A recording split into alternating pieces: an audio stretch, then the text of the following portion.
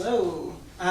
So I would also like to start off by thanking both Brian and Aaron for having this event, for writing books that are now being released. Aaron and Brian both have had a pretty big hand in the poet that I've become. Aaron in teaching me Farrah Markowitz as well, who is also reading tonight, who's also really awesome. And Ryan just for always keeping me in mind to invite me to these things. So I am truly grateful for that. Thank you so much.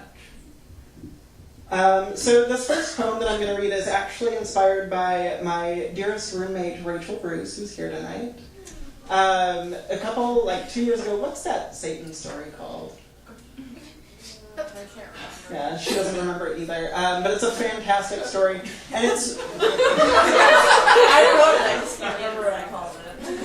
And it's really hard to write about Satan. It's difficult, but Rachel pulled it off really well. She made him into just kind of a believable human being kind of character. So anyways, this is thanks to Rachel, so thank you. And it's called The Devil Eats Grapes. On the Home Goods Network, Martha Stewart smirks how green grapes make the perfect way to chill white wine in a pinch and without watering it down.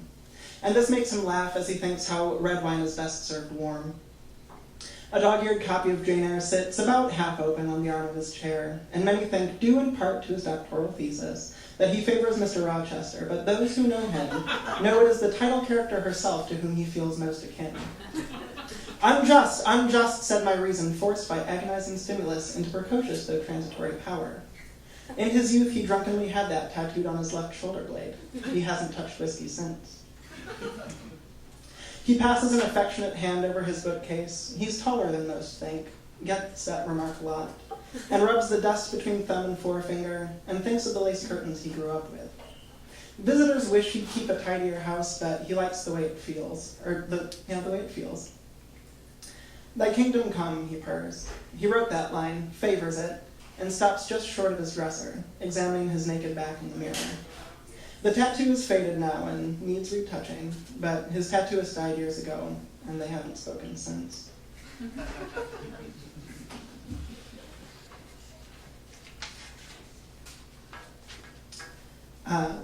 This next poem is a poem about a woman, and it's called Until.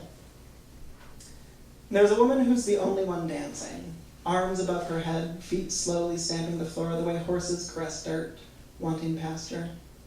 She's accompanied by a horn player, guitarist, and girl singing, who just moments ago the men were watching, so young and dark-skinned, with pretty hair so black, pulled back and shiny because she oils it with shea butter, like her mother taught her.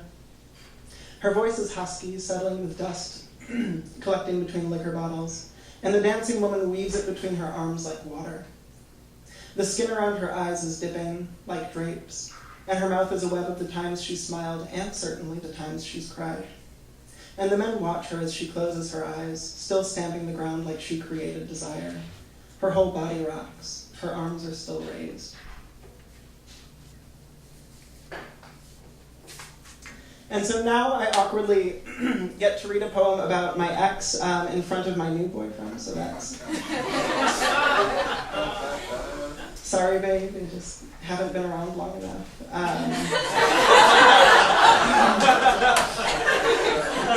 So anyways, this poem is called If I Called You Midas. Should I have called you my king? Should I have slithered out of this skin into one you cast for me? Should I have begged you to touch me again? There is yet some flesh left flesh, the space between my arms, the small of my back. I dared you, my liege, to come, reach farther down my throat. I dared you embalm my lungs, my heart doing contortions right into your palms, and I dared you to kiss me. These teeth are still enamel, this tongue, knotted muscle. Thanks, everybody.